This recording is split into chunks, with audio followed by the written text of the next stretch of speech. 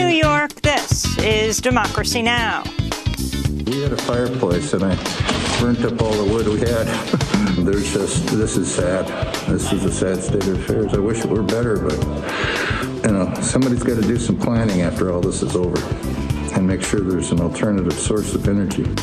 Millions of Texans were plunged into freezing cold and darkness after a major winter storm overwhelmed the state's power grid, which is independent from the rest of the country to avoid federal regulation. Republican Governor Greg Abbott's trying to blame renewable energy, Congressmember Alexandria Ocasio-Cortez, and the Green New Deal, which isn't even in place yet, for the state's blackouts. We'll go to Houston to speak with Professor Robert Bullard, known as the father of environmental justice, about the disproportionate effect on low-income communities and communities of color, which have also been hit harder by the pandemic. Then, as COVID-19 infection rates go down, the CDC says it's too soon to lift mask mandates. The bottom line is this. Masks work, and they work best when they have a good fit and are worn correctly. We'll speak with infectious disease Dr. Monica Gandhi about which masks to wear, how to wear them, and how many. Then we look at mounting pressure for President Biden to cancel student debt. President Joe Biden has a remarkable opportunity to unite a broad coalition of individuals together behind full student loan debt cancellation. So if Joe Biden were to not cancel student loan debt, frankly, it would be not only politically incomprehensible, but it would possibly set up the conditions that got us President Trump in the first place. All that and more coming up.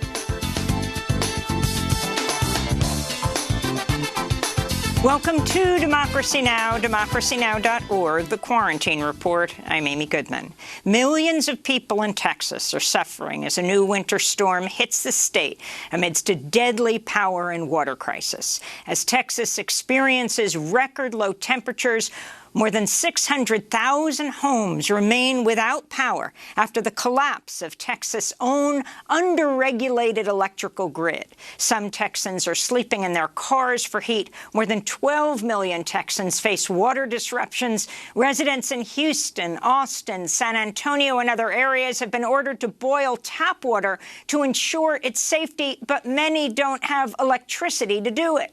Some parts of the state have no running water at all. Texas is also running out of food as the storms have disrupted key supply chains. The powerful winter storms have left at least 38 people dead across Texas and other states. We'll go to Houston, Texas, after headlines. Life expectancy in the United States fell by a full year during the first 6 months of 2020, largely due to the coronavirus pandemic. It's the largest drop since World War II. Life expectancy for Black Americans dropped 2.7 years and 1.9 years for Latinx people. According to the Centers for Disease Control, the overall death rate from COVID-19 for Black Americans is 3 times higher than for white Americans. Meanwhile, in Florida, Republican Governor Ron DeSantis is defending his decision to prioritize giving vaccines to wealthy Floridians living in 2 mostly white planned communities with ties to the billionaire Uline family, one of the biggest donors to the Republican Party. On Wednesday, Governor DeSantis threatened to block vaccines from going to communities that criticize his actions. But look, I mean, if Manatee County doesn't like us doing this, then we are totally fine with putting this in counties that want it. And we're totally happy to do that. At the United Nations, Mexico has denounced wealthy nations for hoarding COVID vaccines, saying the unequal distribution system will harm the globe. This is Mexican Foreign Minister Marcelo Ebrard speaking earlier this week. We are going to present Mexico and Latin America's position in regards to what is happening in the world. The inequality, the lack of fairness when it comes to vaccine access. The countries that produce vaccines have very high vaccination rates, and Latin America and the Caribbean much less. In Mexico, less than 1% of the population has received at least one vaccine shot, compared to over 12% in the United States. Over 177,000 people have died from COVID in Mexico, the world's third highest total after the U.S. and Brazil. According to the World Health Organization, there were nearly 130 countries as of last week with no vaccines. On Wednesday, Gaza received 2,000 doses of Russia's Sputnik V vaccine after the shipment was initially blocked by Israel. Gaza health authorities say the first vaccines will go to at-risk residents but not medical personnel, since there are not enough doses. Meanwhile, El Salvador and South Africa have also begun vaccination programs.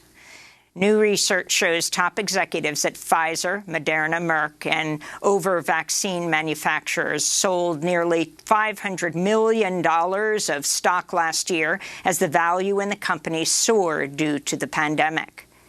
The FBI and the U.S. Attorney in Brooklyn have opened a probe into New York Democratic Governor Andrew Cuomo for covering up thousands of deaths in nursing homes during the pandemic.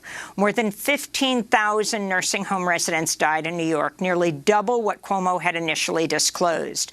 Meanwhile, Democratic New York Assemblyman Ron Kim has revealed Cuomo called him at home last week to threaten him for speaking out about the issue. Kim said Cuomo threatened to, quote, destroy me, unquote. This comes as New York lawmakers prepare to vote next week on stripping Governor Cuomo of emergency executive powers during the pandemic. Democratic lawmakers are introducing President Biden's immigration plan to Congress today.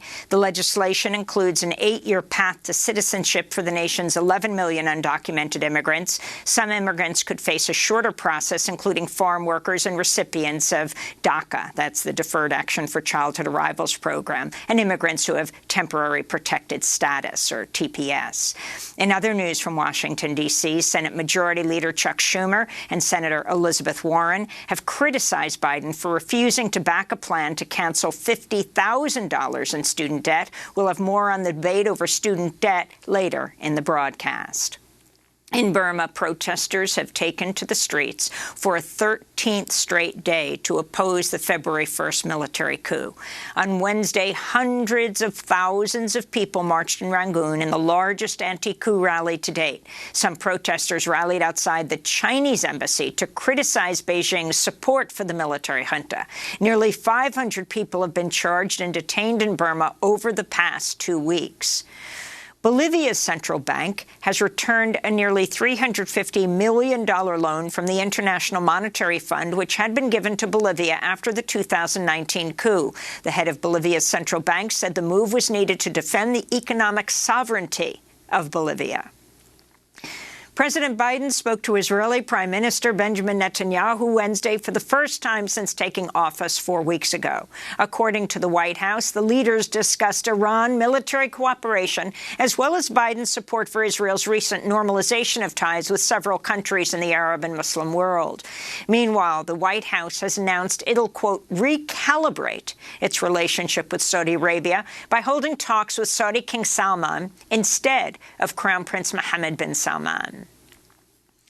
In other news from the Gulf, the BBC's aired video of a princess in Dubai who says she's being held hostage by her father, the Prime Minister of the United Arab Emirates, a close ally of the United States. Princess Sheikha Latifah has not been seen in public since she tried to escape the UAE in 2018. I'm a hostage, and this villa has been converted into a jail. All the windows are barred shut. I can't open any window. I've been by myself, solitary confinement, no access to medical help, no trial, no charge, nothing. Again, that was Princess Sheikha Latifah speaking in a newly aired video. Her older sister Shamsa hasn't been seen in over 20 years since being seized on the streets of Cambridge, England, after she tried to flee her family's estate. The U.S. has approved nearly $200 million in arms sales to Egypt, despite ongoing human rights abuses. This comes as Egyptian-American activist Mohammed Sultan said Tuesday Egyptian authorities raided the homes of his family members, taking some into detention.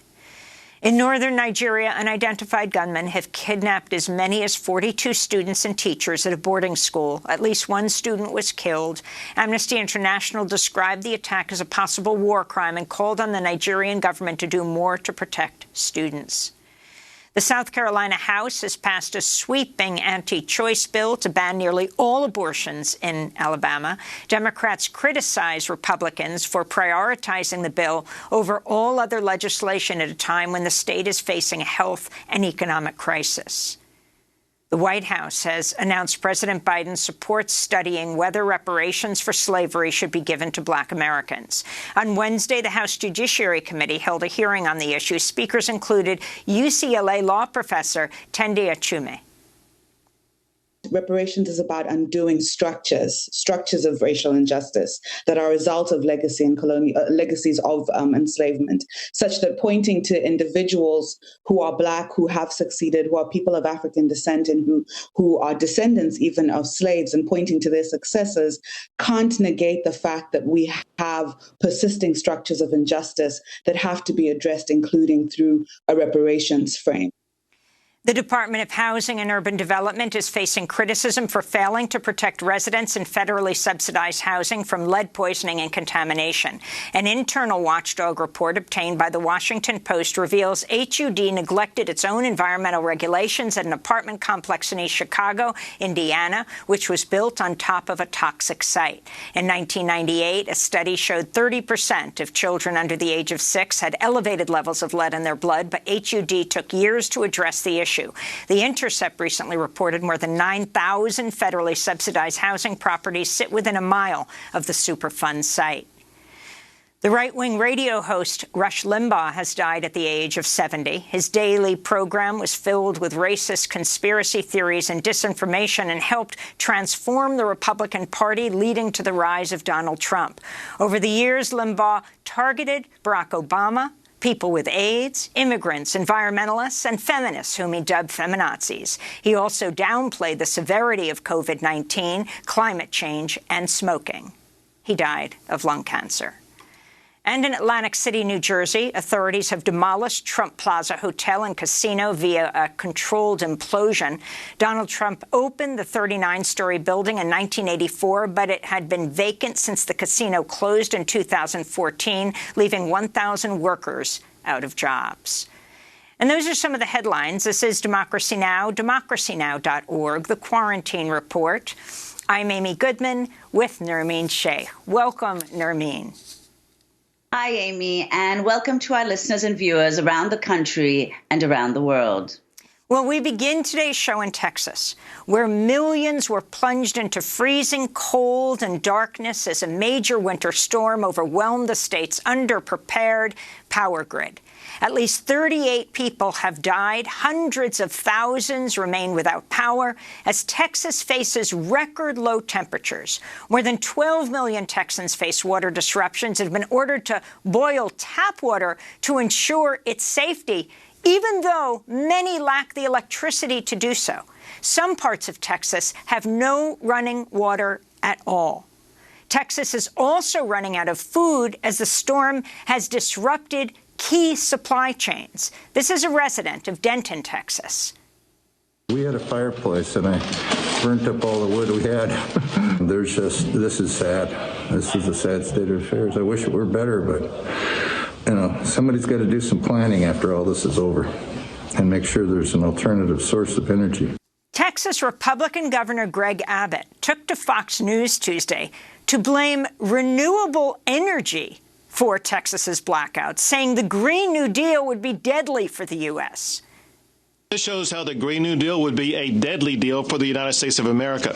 Texas is blessed with multiple sources of energy, such as natural gas and oil and nuclear. Abbott's comments contradicted Texas's own energy department, which said the outages were due to, quote, frozen instruments at natural gas, coal, and even nuclear facilities.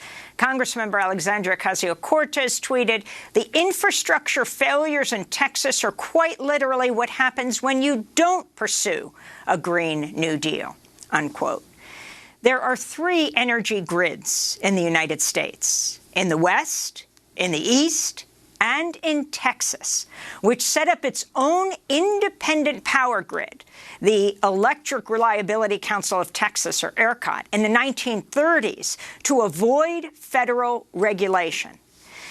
Now hit by cold weather, it collapsed.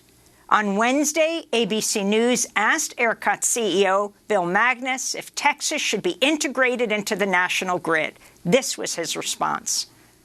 Well, again, we've got to focus on getting this problem solved and getting the power back on. I imagine there will certainly be, investigation of this event to determine what the right approach to going forward is. But today, I'm not really focused on going forward. I'm sure those discussions will come, but right now we got to get the power back on for people. Meanwhile, in a blog post Wednesday by House Republican leader Kevin McCarthy, titled "What's Up in Texas?", former Governor Rick Perry, who was Energy Secretary under President Trump, said Texans would prefer rolling blackouts to government regulations. Perry said, quote, "Those watching on the left may see the situation in Texas as an opportunity to expand their top-down radical proposals. Two phrases come to mind: don't mess with Texas and don't let a crisis go to waste. Texans would be without electricity for longer than 3 days to keep the federal government out of their business," he said. Well, for more, we go to Houston, Texas, where we're joined by one of those Texans who went without electricity. Robert Bullard is a distinguished professor at Texas Southern University, known as the father of environmental justice. He's the author of many books, including The Wrong Complexion for Protection and Confronting Environmental Racism, Voices from the Grassroots. He's also the co-chair of the National Black Environmental Justice Network. Dr. Bullard, welcome back to Democracy Now! Can you describe your own experience and the situation of people in Texas right now, this devastating state collapse, which seems traceable back to just they didn't want to be federally regulated, and how it's disparately affected Texans? Well, first of all, Amy, good morning. I'm really glad that my power is back on and can have this interview. I was out power for 2 days. The lights came back on yesterday. The temperature had dropped outside. I think it was 11 degrees. Inside my house was had gotten low 40s, 41, something like that. Very cold. We Texans are not used to that. And I've gotten calls from some folks in Houston. Their temps in their homes went down in the 30s. To hear elected officials talking about we are proud to be off the grid in terms of the U.S. and Texans pride themselves as being the Lone Star State, but when it comes to this this cold spell and this failure, we are alone. We are the Lone Star State. The impact of this storm is more than just power outages and inconveniences for those communities that historically have been impacted by energy insecurity, energy poverty, having to pay a larger portion of their household income for energy. And this kind of disruption with this cold spell and with people having to raise the thermostat to keep warm will mean after this power outage has been restored, people are going to have high bills, utility bills, and some won't be able to pay, and some will get shutoffs. That's the inequity that's piled on top of the inequity. And we see this happening all across the city as well as the state. And we're also dealing with the era of COVID. No power, no lights, no water. There's no way for you to boil water if you don't have electricity. And there's no way to wash your hands and deal with COVID if you don't have water. So it's a pandemic, it's a catastrophe piled and converging, which is technically a mess. And Dr. Bullard, could you respond to what the Texas governor has said, Greg Abbott, blaming renewable energy sources for the blackouts? Well, he made the statement and then walked it back. And then talking about we have a diverse energy portfolio. And as a matter of fact, the facts don't bear out what he said. And the renewables outperform the other natural gas and coal and nuclear. We have to really look at science, and a lot of the finger pointing and blame game is not really based on science. Well, it is partially. It's called political science. And I think people who are suffering right now and hurting with no power, no money, no water, no form of transportation to get to the grocery store to get water, where there is no water, bottled water in the stores or food. They want to see action and answers, and there will even officials are calling for an investigation. But a real investigation would actually start pointing back to individuals that are in charge.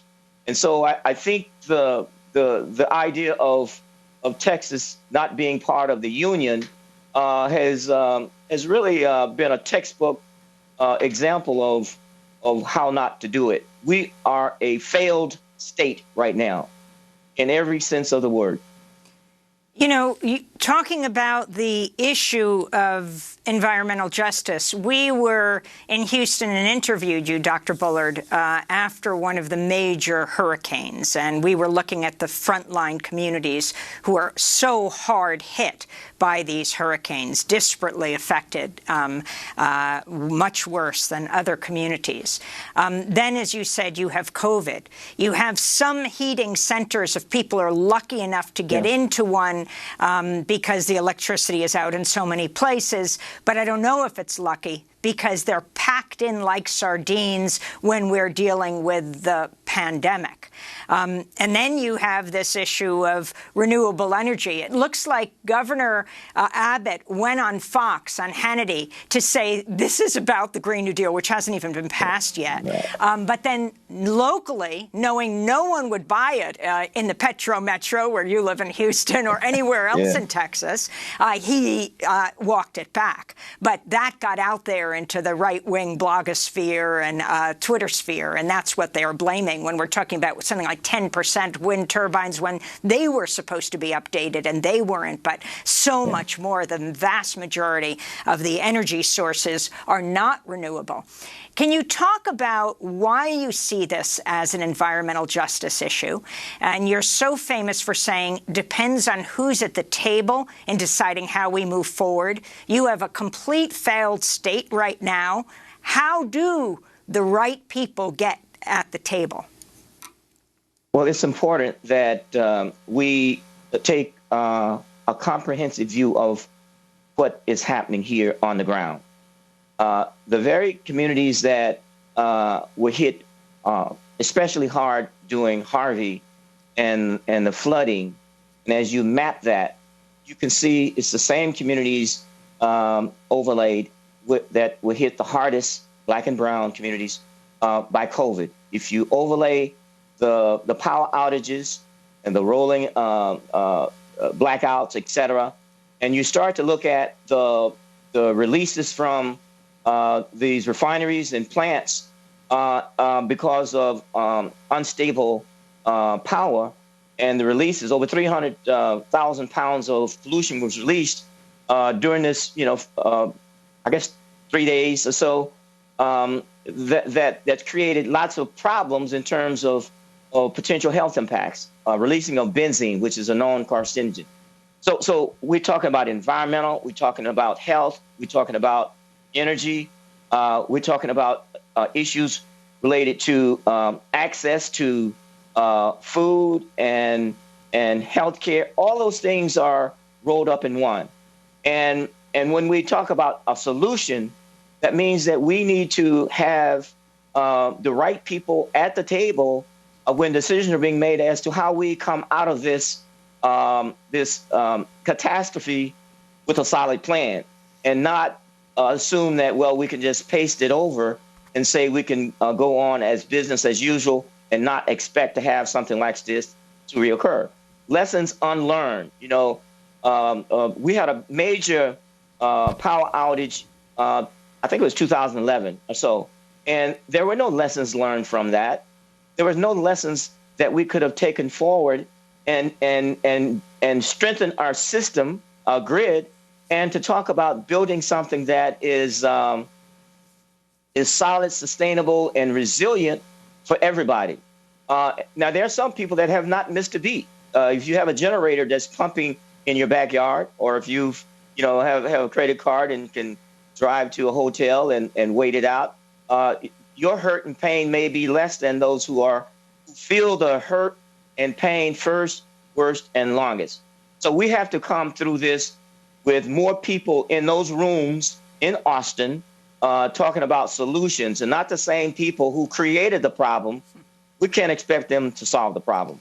Well, that's not real.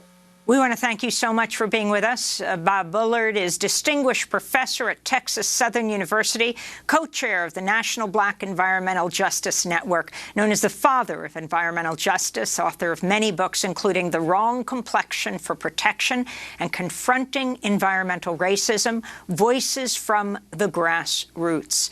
Among other effects of this catastrophe in Texas and the surrounding states is the breakdown of distribution of vaccines. Next up, we're going to talk about, yes, COVID-19 infection rates are going down, but the CDC says it's way too soon to lift mask mandates. We'll speak with infectious disease Dr. Monica Gandhi. She'll talk about actually how to wear a mask or how to wear two at once. Stay with us.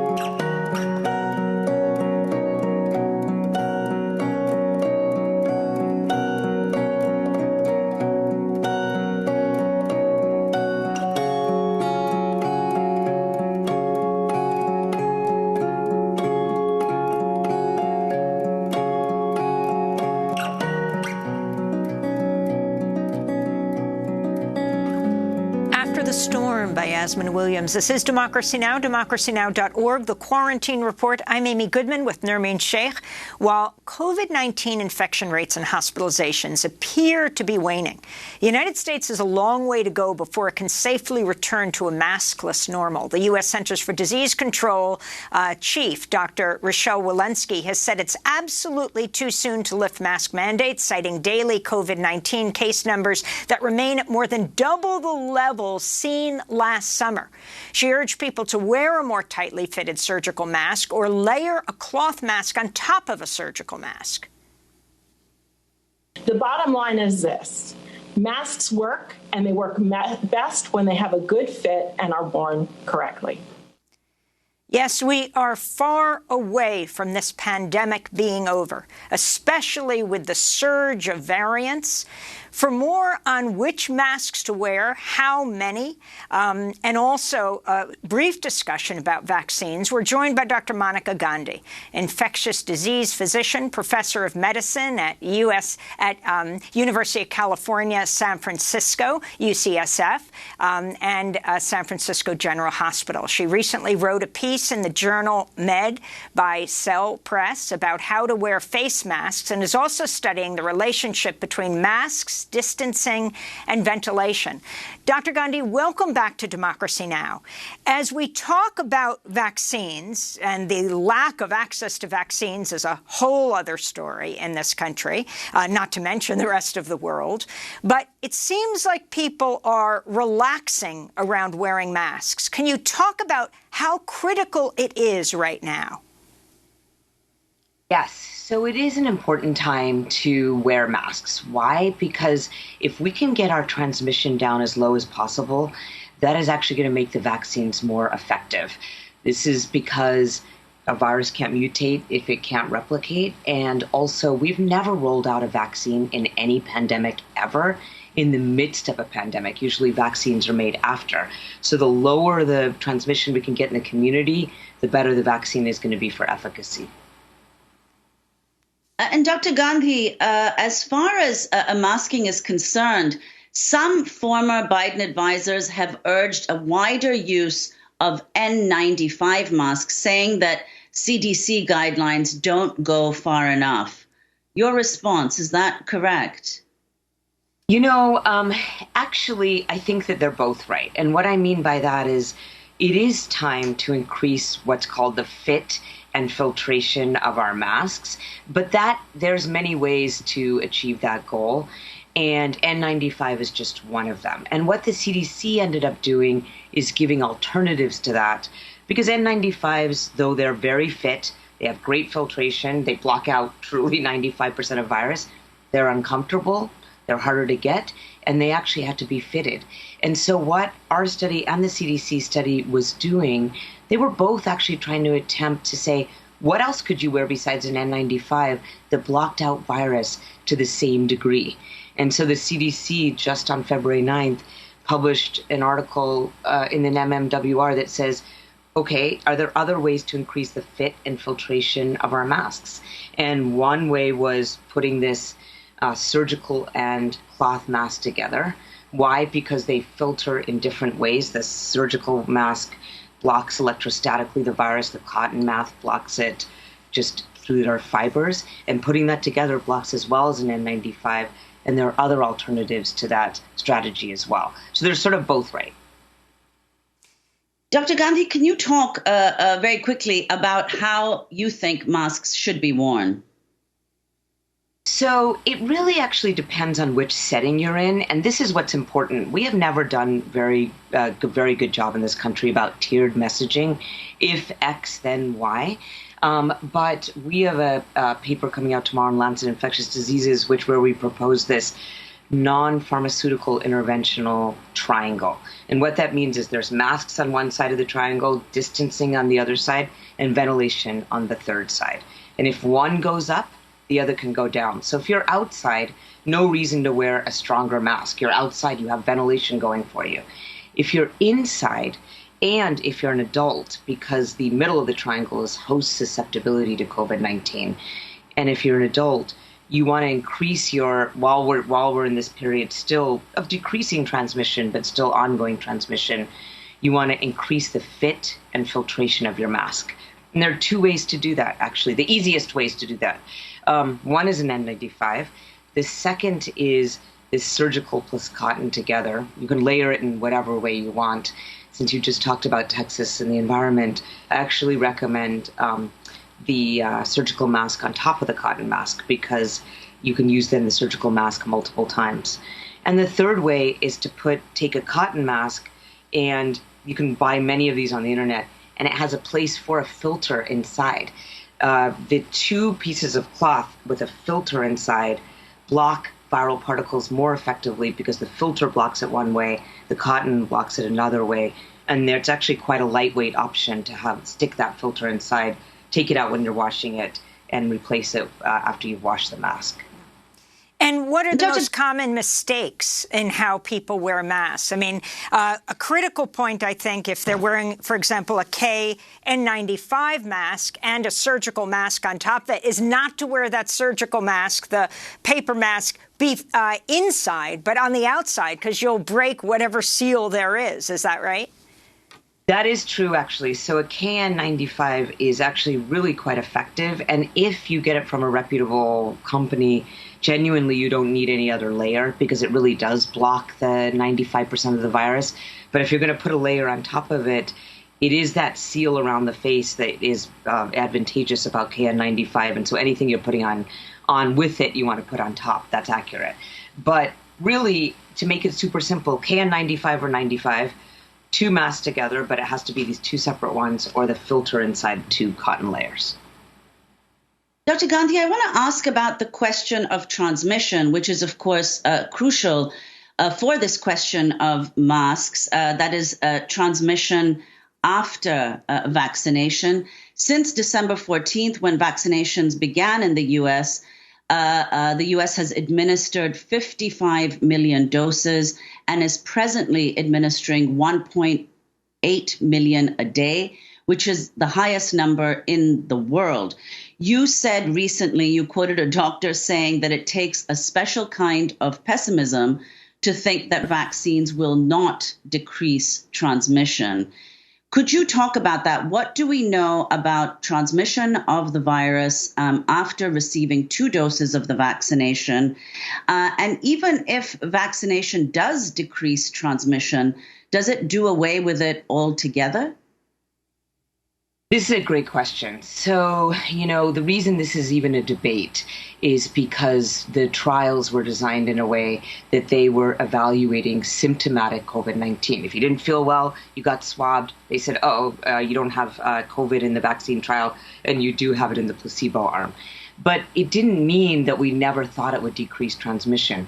And there is increasing data that these vaccines afterwards will reduce or eliminate asymptomatic carriage in your nose so that you can't pass it on. For biological reasons why we'd ever think that to happen. One is that the antibodies that the virus generates still get in your nose to clear viral carriage. They also produce another type of immunoglobulin called IgA that gets in your nose. Third is that even those monoclonal antibodies that we give for treatment in outpatient therapy, they reduce viral carriage in your nose. And then fourth is that in the macaque or primate models, when you gave someone the vaccine, it cleared it from the nose and the lower respiratory tract. We now see increasing data from Israel and the UK, where rollout both are going actually extremely well. The cases are going down along with hospitalizations. They all block severe disease, but they also are blocking cases. And then swabbing of the nose of people after vaccination, the viral load is going down by 4-fold. So it's very likely and almost definitive that it's going to block transmission. However, at this moment, until we know this like ironclad way, meaning we swab multiple people after their doses of vaccine, which is happening in the Pfizer and the Moderna vaccine participants, and ensure there's no virus in the nose afterwards, we're recommending that the vaccinated, 2 vaccinated people can be around each other without that mask and distancing. But we're in a half situation where some of us are vaccinated, some of us are not. And so the vaccinated are still asked to wear masks and distance in public while we're waiting for the unvaccinated to become vaccinated. At a certain point, and I reassure the public, these masks will go away.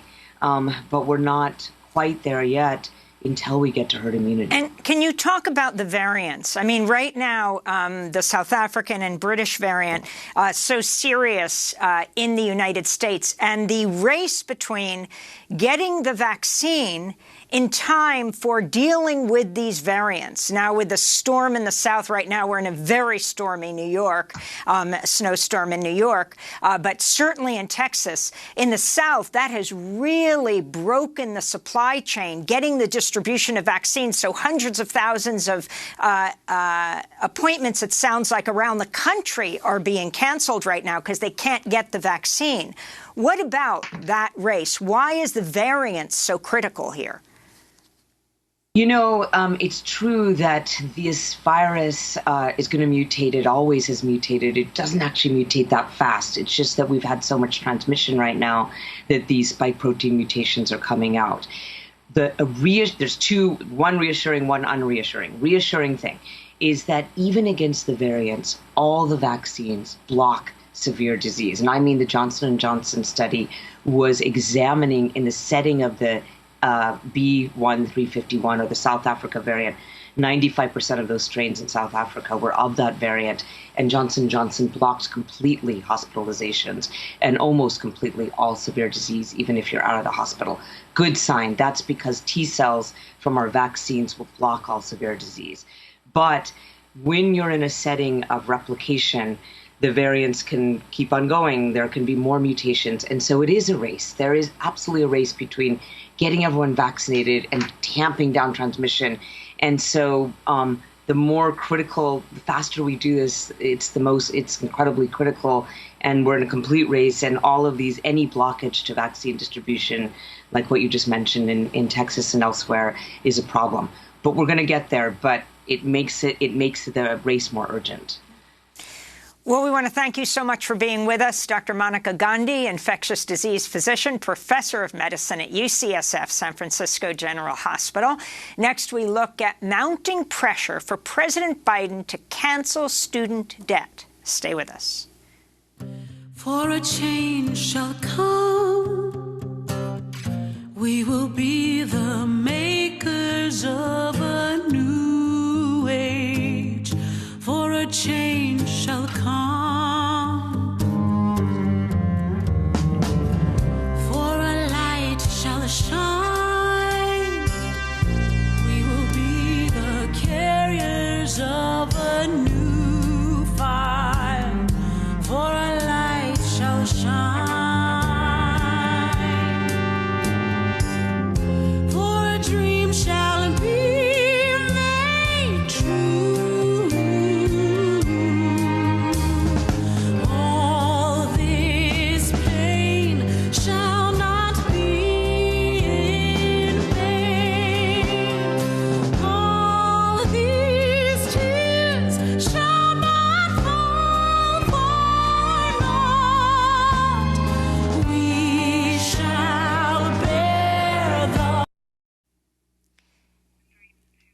A Change Shall Come by Star Busby. This is Democracy Now!, democracynow.org, The Quarantine Report. I'm Amy Goodman with Nermeen Sheikh. We turn now to the student debt crisis, which tops $1.7 trillion in the United States, with some 45 million people owing money. Students, campaigners, as well as top Democrats have been pushing President Biden to use executive authority to cancel at least $50,000 in student loan debt. Biden was asked Tuesday about his plans to do so at a CNN town hall in Milwaukee. We need student loan forgiveness beyond the potential $10,000 your administration has proposed. We need at least a $50,000 minimum. What will you do to make that happen? I will not make that happen. It depends on whether or not you go to a private university or public university. It depends on the idea that I say to a community, I'm going to forgive the debt, the billions of dollars of debt for people who have gone to Harvard and Yale and Penn and schools my children. I went to a great school. I went to a state school. But is that going to be forgiven rather than use that money to provide for early education for young children who come from disadvantaged circumstances? Democrats hit back, with Senators Elizabeth Warren and Majority Leader Chuck Schumer vowing to keep pressing Biden, noting that both Presidents Obama and Trump used executive authority to cancel student debt. Freshman New York Congressmember Mondaire Jones wrote a piece recently in the New York Daily News detailing his own experience being saddled with student debt after leaving Stanford. He wrote, quote, "Canceling $50,000 in student debt is an issue of economic, racial, and LGBTQ justice." Meanwhile, White House Press Secretary Jen Psaki said Wednesday Biden would not take any executive action until his Justice Department is installed and reviews the matter, and suggested Congress send Biden a bill to cancel $10,000 in student debt. For more, we're joined by Astor Taylor, organizer with the Debt Collective, who wrote the foreword to their new book, Can't Pay, Won't Pay, The Case for Economic Disobedience and Debt Abolition. Astor is also the director of the documentary You Are Not Alone. That's LOAN. And Braxton Brewington, digital strategist with the Debt Collective, working to end the student loan crisis. Astra, so this is becoming a major issue right now. Of course, it has been for students who have debt. But right now, to the top, Biden is asked about this, and he puts his foot down. Your response? He put his foot down and he put his foot in his mouth in the sense that it was a very meandering response. And it was very misleading. In fact, he seemed to be conflating two of his policies. So let's be very clear. Joe Biden ran on two promises. One, to cancel $10,000 of student debt across the board for everyone as part of a COVID relief package, acknowledging that we're in a deadly pandemic. In addition, he ran promising undergraduate debt cancellation for people who earn up to $125,000 a year, who attend specific schools, public colleges, HBCUs, historically black colleges and universities. So we need to at least hold him to his basic promises. But what he did in that rambling response, he invoked straw figures, he invoked false scarcity and non-solution. So, for example, saying that we have to choose between investing in early childhood education and justice for student debtors. That's a false choice. These things are not opposed. What I take some encouragement from, and I think your listeners should as well, is that his press secretary clarified some of his remarks and said, as you just shared with us, that they're actually looking into the legal possibilities of executive action. So what I see in this is actually in their mixed messaging that this is very much in play. This is still a fight. And we have to be absolutely clear. President Biden has the authority to cancel all student debt. He was not being forthright when he questioned that in his remarks.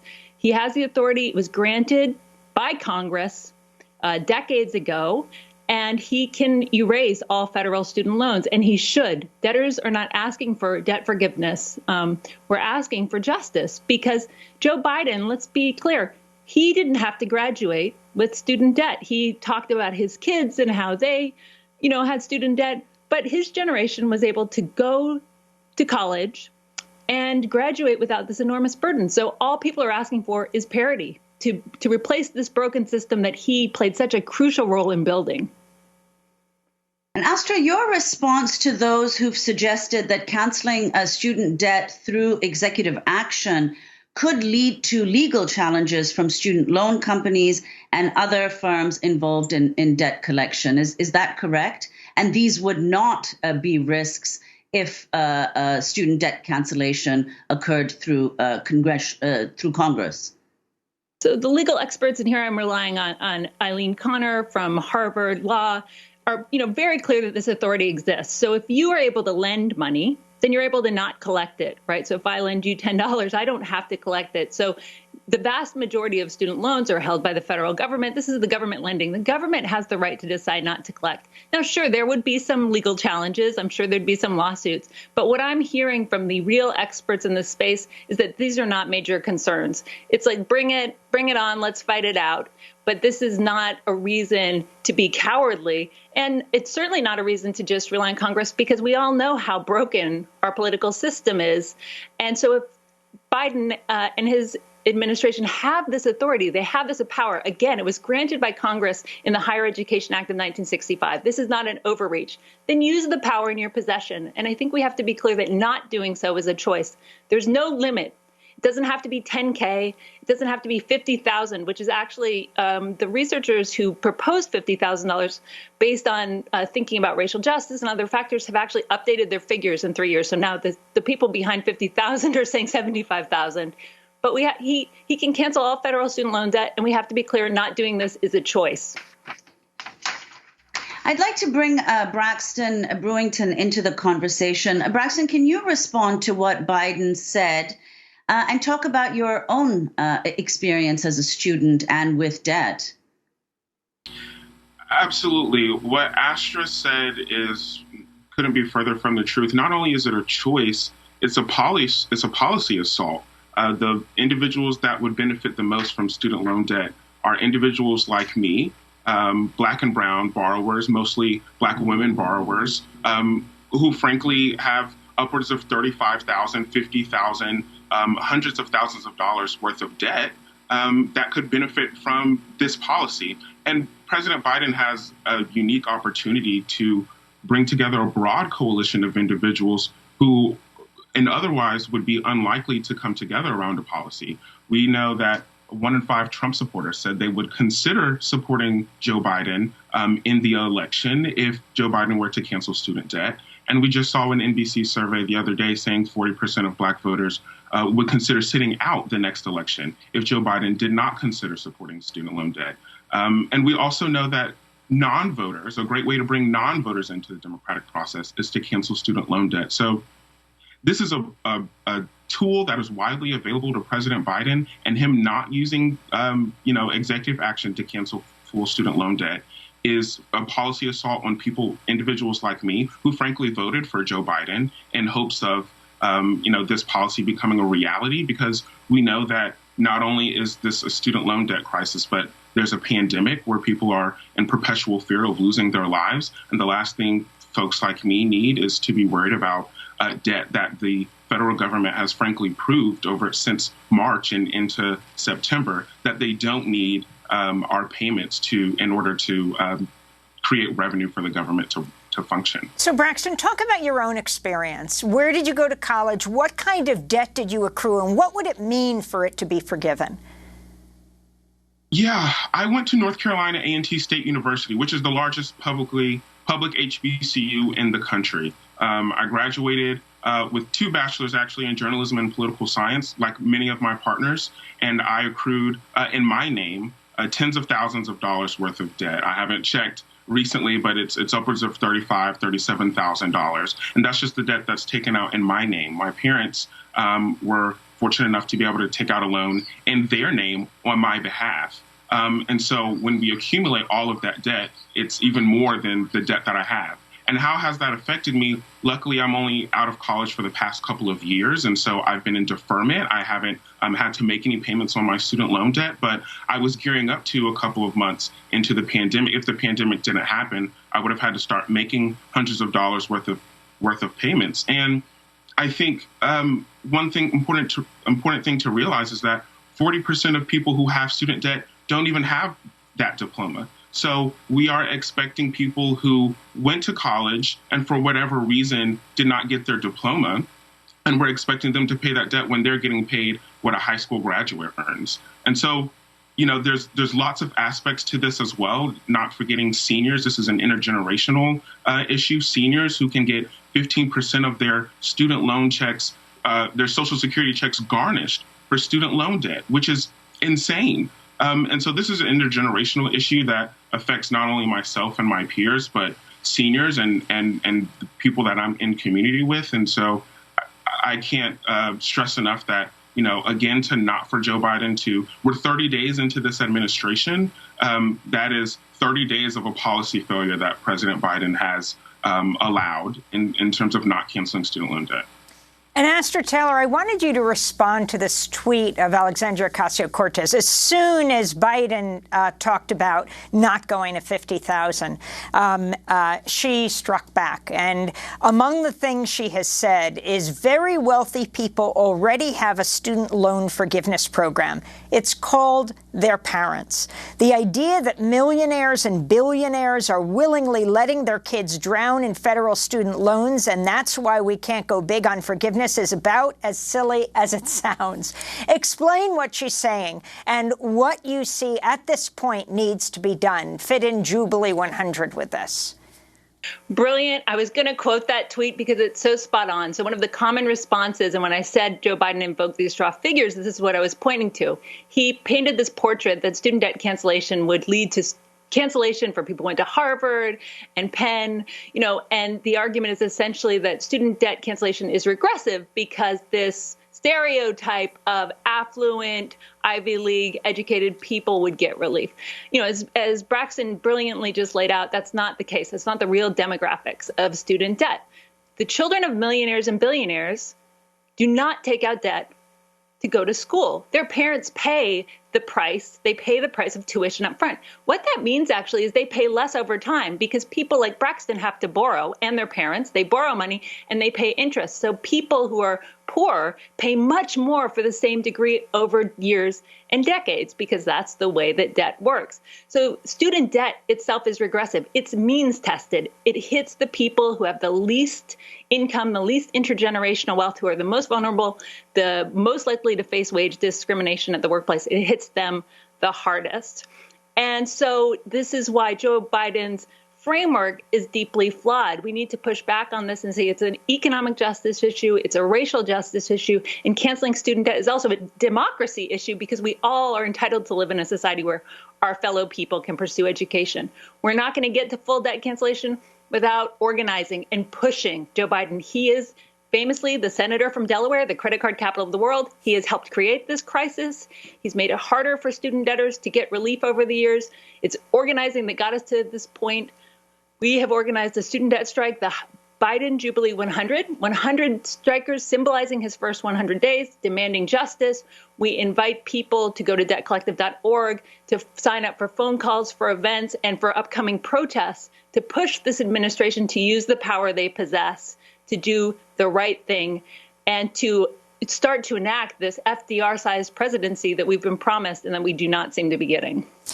Aster Taylor, we want to thank you so much for being with us, organizer with the Debt Collective and author of the foreword to the new book, Can't Pay, Won't Pay, The Case for Economic Disobedience and Debt Abolition, and Braxton Brewington, digital strategist with the Debt Collective.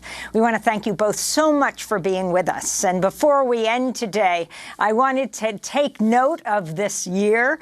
Nermeen, it is your 10th anniversary with Democracy Now! It has been so amazing to be on this journey with you. It also coincides with Democracy Now!'s 25th anniversary, which we're going to do much more on tomorrow. But it has been such an honor and an education for me, learning from you for this decade. Thank you so much, Amy. It's been such an extraordinary privilege for me working with you and working at Democracy Now! And I've learned more from you and from all of my colleagues than I could possibly express. Thank you. Well, we're going to go right now, just a snippet. We're going to play a whole hour tomorrow of Democracy Now! Over the years. But 4 years ago, right when Trump was elected, he imposed the Muslim ban. One of his first acts in office, you raced to JFK Airport, where a massive protest was going on, and filed this report.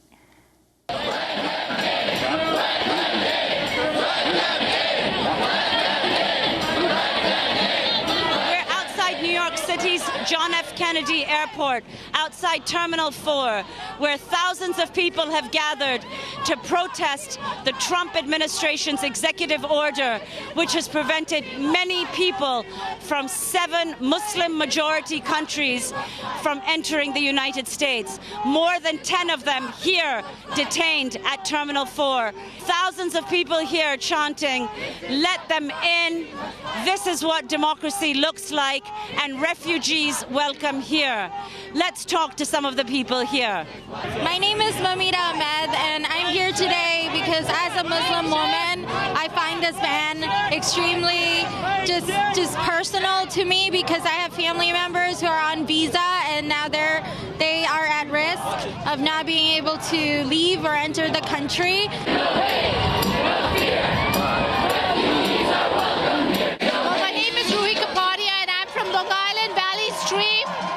Concerns for Muslims who are here already in the U.S. under a Trump administration, under this administration? Well, I would say all my Muslims, brothers and sisters, there's nothing to fear. Your actions are more important. Keep doing what you're doing, and we are not going to do anything wrong. We are going to be unapologetic Muslims. And that was Nermeen Sheikh out at JFK Airport right after President Trump was elected and imposed the Muslim ban. Nermeen, I can't wait to spend so many more years with you here at Democracy Now!, but together here in studio when this pandemic ends. Me too, Amy. I miss being there. Well, can't wait. Tomorrow, an hour on Democracy Now!'s 25th anniversary. I'm Amy Goodman with Nermeen Sheikh. Stay safe, wear 2 masks.